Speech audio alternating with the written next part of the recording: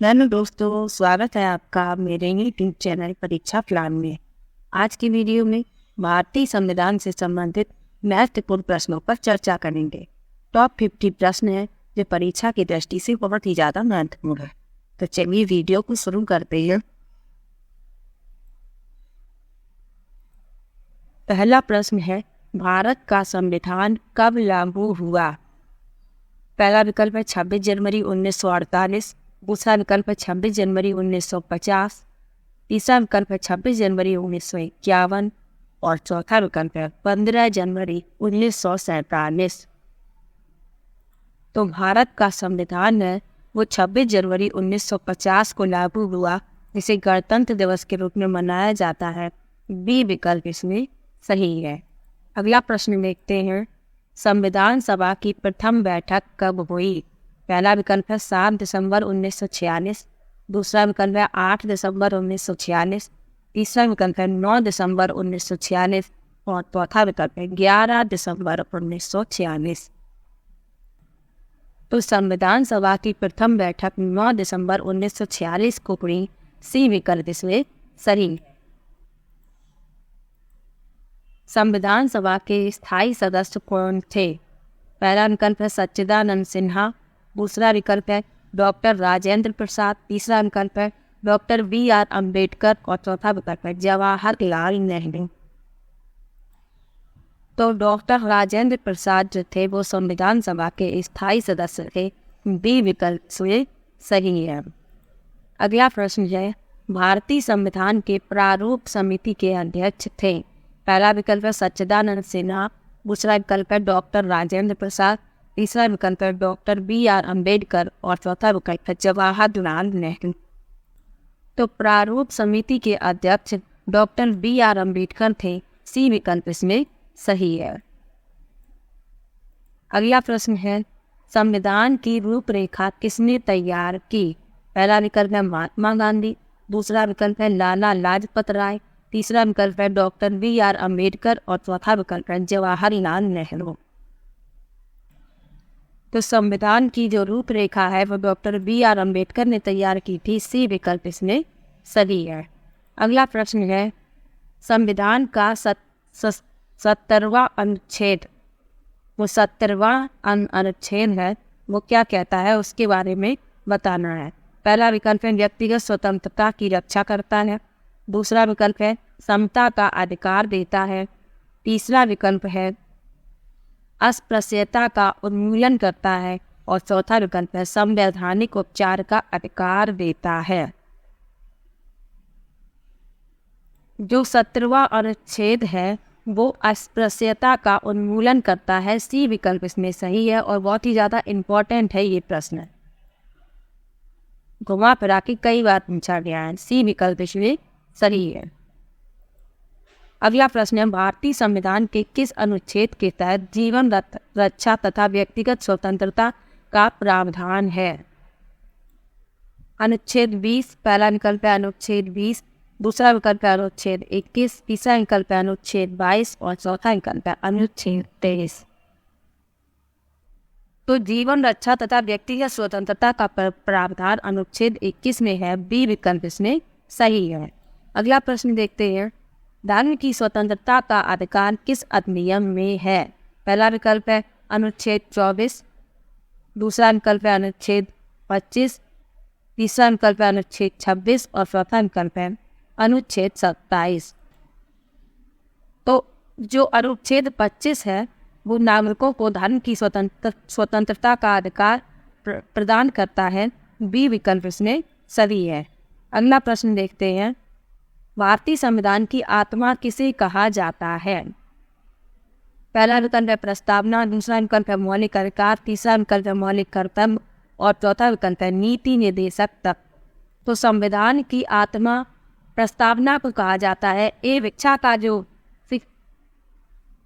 अगला प्रश्न है, शिक्षा का अधिकार अधिनियम किस आयु के बालकों को शिक्षा का प्रावधान प्रदत्त करता है? पहला विकल्प है 6 से 14 वर्ष, दूसरा विकल्प है 8 से 18 वर्ष, तीसरा विकल्प है 6 से 12 वर्ष और चौथा विकल्प है 6 से 18 वर्ष। तो शिक्षा का अधिकार अधिनियम है वह 6 से 14 वर्ष के बच्चों को निःशुल्क शिक्षा का प्रावधान प्रदत्त करता है। यह अधिनियम 2009 में पारित किया गया और 1 अप्रैल 2010 से ये लागू हुआ। तो इसमें ए विकल्प सही है, 6 से 14 वर्ष निःशुल्क शिक्षा का प्रावधान करता है। अगला प्रश्न है, राष्ट्रपति को पद की शपथ कौन दिलाता है? पहला विकल्प है भारत के मुख्य न्यायाधीश, दूसरा विकल्प है प्रधानमंत्री, तीसरा विकल्प है लोकसभा अध्यक्ष और चौथा विकल्प है उपराष्ट्रपति। तो राष्ट्रपति को पद की शपथ भारत के मुख्य न्यायाधीश दिलाते हैं, ए विकल्प इसमें सही है। अगला प्रश्न देखते हैं, भारत का राष्ट्रपति अपना त्यागपत्र किसे सौंपता है? पहला विकल्प है लोकसभा अध्यक्ष को, दूसरा विकल्प है प्रधानमंत्री को, तीसरा विकल्प है भारत के मुख्य न्यायाधीश को और चौथा विकल्प है उपराष्ट्रपति को। ये गलत लिखा है, मुख्य होगा।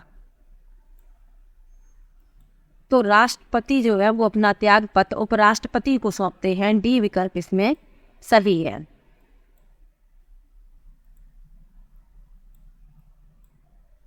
अगला प्रश्न है, राज्यपाल की नियुक्ति कौन करता है?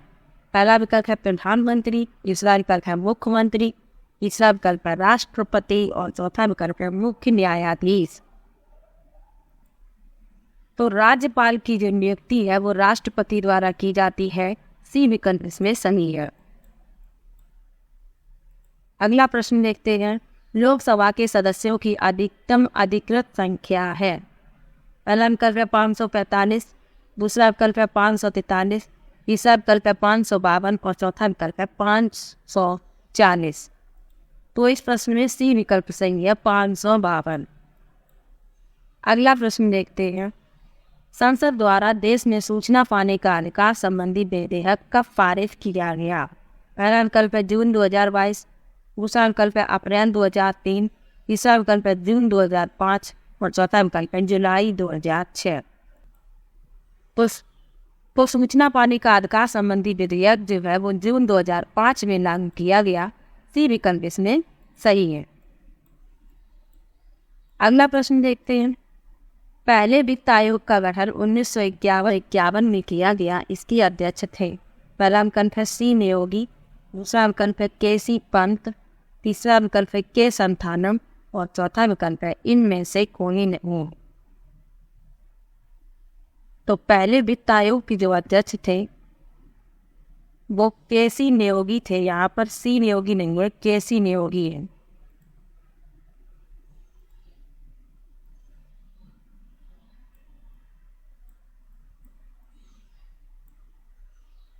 कैसी नियोगी थे, ए विकल्प इसमें सही है।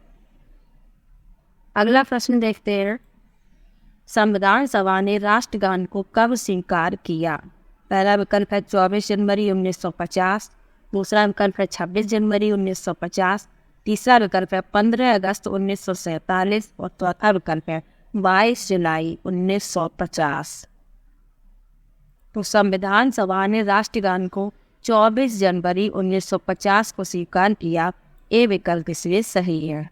अगला प्रश्न देखते हैं, संविधान में मूल कर्तव्यों को शामिल करने की प्रेरणा किस देश के संविधान से दी गई? पहला विकल्प है रूस, दूसरा विकल्प है जर्मनी, तीसरा विकल्प है फ्रांस और चौथा विकल्प है चीन। तो जो मूल कर्तव्य है या मौलिक कर्तव्य है उन्हें रूस के संविधान से लिया गया है, ए विकल्प इसमें सही है। अगला प्रश्न देखते हैं, संविधान में मूल कर्तव्यों को किस समिति की अनुशंसा के आधार पर शामिल किया गया? पहला विकल्प है कर्ण सिंह समिति, दूसरा विकल्प है कृपलानी समिति, तीसरा विकल्प है स्वर्ण सिंह समिति और चौथा विकल्प है देवराज अरस समिति।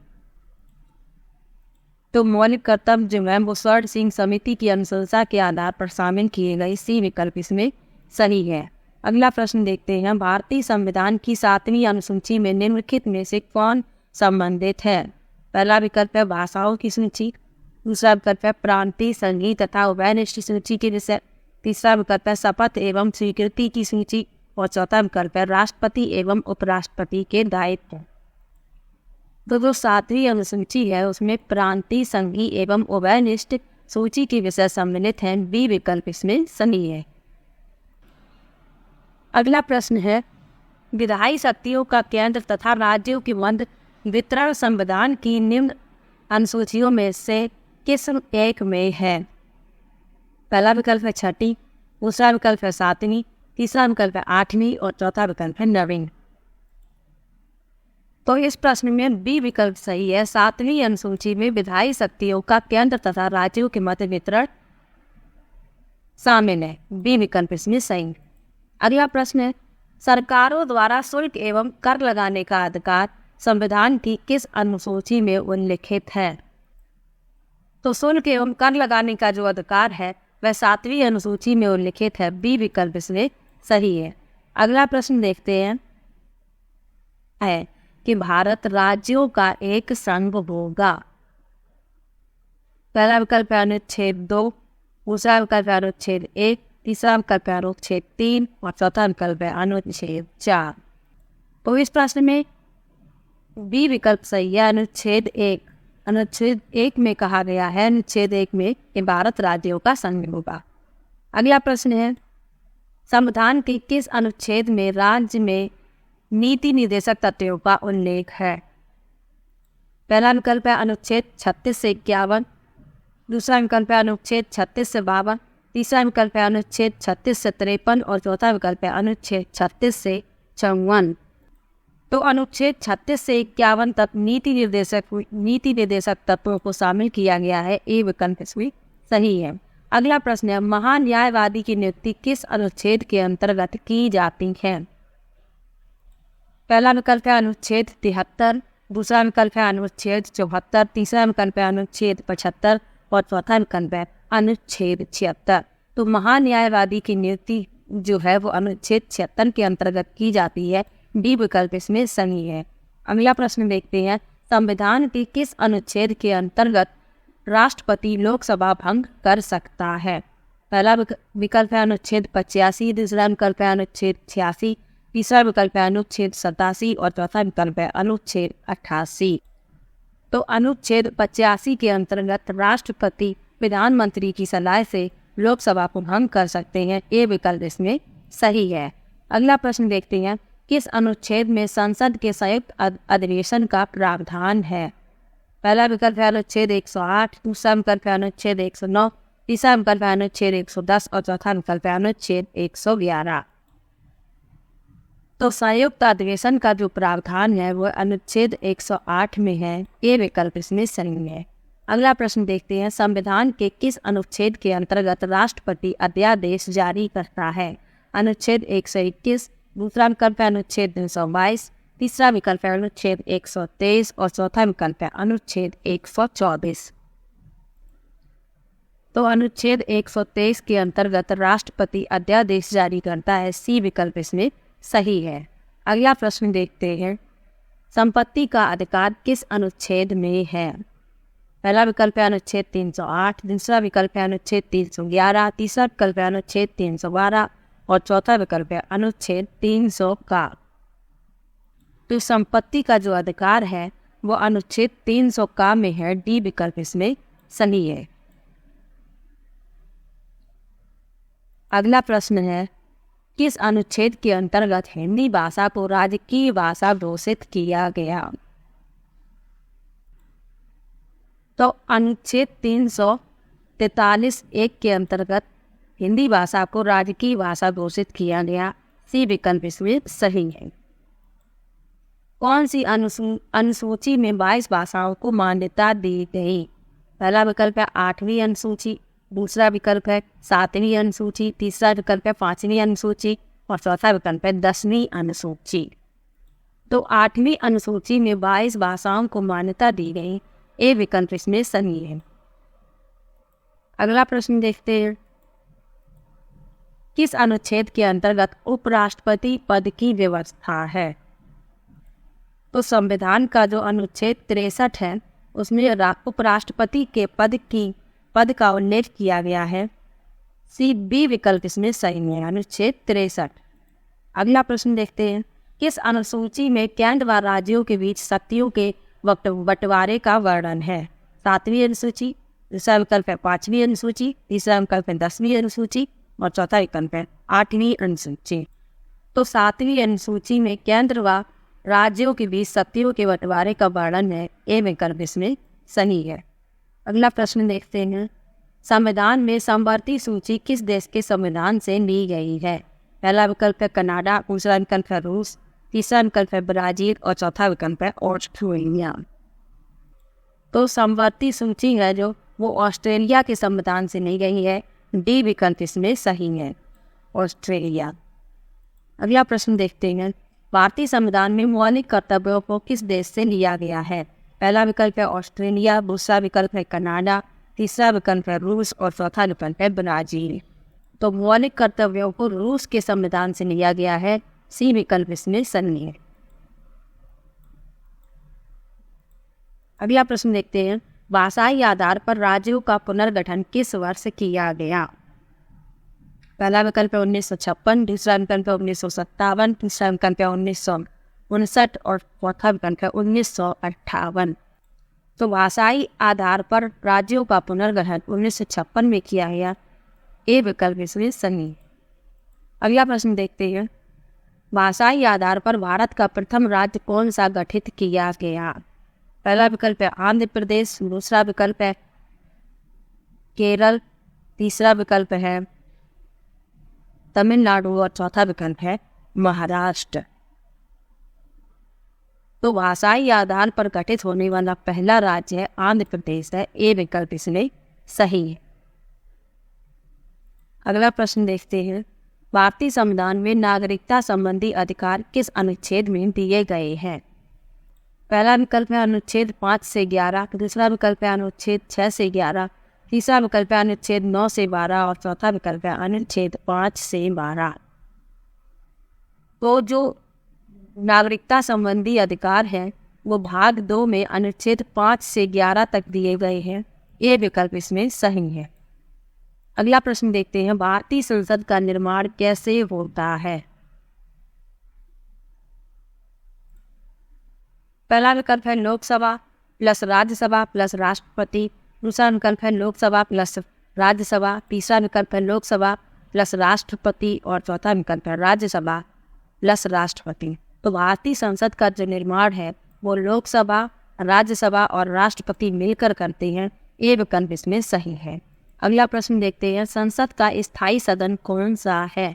पहला विकल्प है राज्यसभा, दूसरा विकल्प है लोकसभा, तीसरा विकल्प है दोनों और चौथा विकल्प है इनमें से कोई नहीं। तो संसद का स्थायी सदन है वो राज्यसभा होता है। ए विकल्प इसमें सही है।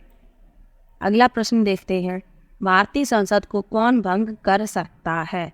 पहला विकल्प है राष्ट्रपति, दूसरा विकल्प है प्रधानमंत्री, तीसरा विकल्प है उपराष्ट्रपति और चौथा विकल्प है इनमें से कोई नहीं। तो भारतीय संसद को भंग करने की जो शक्ति है वो राष्ट्रपति के पास होती है। ए विकल्प इसमें सही है। अगला प्रश्न देखते हैं, एक वर्ष में कम से कम कितनी बार संसद की बैठक होना आवश्यक है? तो एक वर्ष में कम से कम 2 बार संसद की बैठक होना आवश्यक है। बी विकल्प इसमें सही है। अगला प्रश्न है, अस्थायी संसद भारत में कब तक रही? पहला विकल्प है 17 मई 1952 ईस्वी, दूसरा विकल्प है 17 जून 1952, तीसरा विकल्प है 17 जनवरी 1952 और चौथा विकल्प है 17 अप्रैल 1952। तो अस्थायी संसद जो है वो भारत में 17 अप्रैल 1952 तक रही। डी विकल्प इसमें सही है। पहला, संसद का निम्न सदन कौन सा होता है? पहला विकल्प है राज्यसभा, दूसरा विकल्प है लोकसभा, तीसरा विकल्प है दोनों और चौथा विकल्प है इनमें से कोई नहीं। तो संसद का निम्न सदन होता है वो लोकसभा होता है। बी विकल्प सही है। राज्यसभा उच्च सदन होता है। अगला प्रश्न देखते हैं, भारत की कार्यपालिका का अध्यक्ष कौन होता है? पहला विकल्प है राष्ट्रपति, दूसरा विकल्प है प्रधानमंत्री, तीसरा विकल्प है उपराष्ट्रपति और चौथा विकल्प है इनमें से कोई नहीं। तो भारत की कार्यपालिका का जो अध्यक्ष होता है वो राष्ट्रपति होता है। ए विकल्प से सही है। अगला प्रश्न देखते हैं, भारतीय संविधान के अनुसार भारत का प्रथम नागरिक कौन होता है? पहला विकल्प है राष्ट्रपति, दूसरा विकल्प है प्रधानमंत्री, तीसरा विकल्प है उपराष्ट्रपति और चौथा विकल्प है इनमें से कोई नहीं। तो भारतीय संविधान के अनुसार भारत का प्रथम नागरिक राष्ट्रपति होता है। ए विकल्प इसमें सही है। अगला प्रश्न देखते हैं, भारत की तीनों सेनाओं का सर्वोच्च सेनापति कौन होता है? गलत टाइप हो गया यहाँ, कौन होगा? कौन होता है पहला विकल्प है राष्ट्रपति, दूसरा विकल्प है प्रधानमंत्री, तीसरा विकल्प है उपराष्ट्रपति और चौथा विकल्प है इनमें से कोई नहीं। तो भारत की तीनों सेनाओं का सर्वोच्च सेनापति राष्ट्रपति होता है। एक विकल्प इसमें सही। अगला प्रश्न देखते हैं, राष्ट्रपति अपना त्याग पत्र किसे सौंपता है? पहला विकल्प है राष्ट्रपति को, तो पहला विकल्प तो नहीं होगा। राष्ट्रपति अपना त्याग पत्र जो है वो राष्ट्रपति को कैसे सौंपेंगे? तो पहला गलत विकल्प किया है। दूसरा विकल्प है प्रधानमंत्री और तीसरा विकल्प है उपराष्ट्रपति। तो राष्ट्रपति जो है वो अपना त्याग पत्र उपराष्ट्रपति को सौंपते हैं। सी विकल्प इसमें सही।